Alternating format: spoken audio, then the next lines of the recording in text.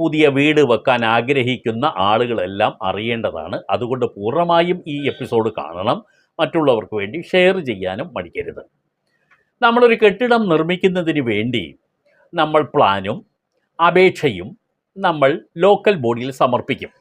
പഞ്ചായത്തിലാണെങ്കിൽ അവിടെ, മുനിസിപ്പാലിറ്റി ആണെങ്കിൽ അവിടെ, കോർപ്പറേഷൻ ആണെങ്കിൽ അവിടെ, ആ പ്രദേശത്തുള്ള ലോക്കൽ ബോഡിയിൽ നമ്മൾ ഇതെല്ലാം സമർപ്പിക്കും. സമർപ്പിച്ചാൽ നമുക്ക് അനുവാദം കിട്ടിയില്ലെങ്കിൽ, പെർമിറ്റ് കിട്ടിയില്ലെങ്കിൽ, നമുക്ക് പെർമിറ്റ് ഇല്ലാതെ കെട്ടിടം നിർമ്മിക്കാമോ?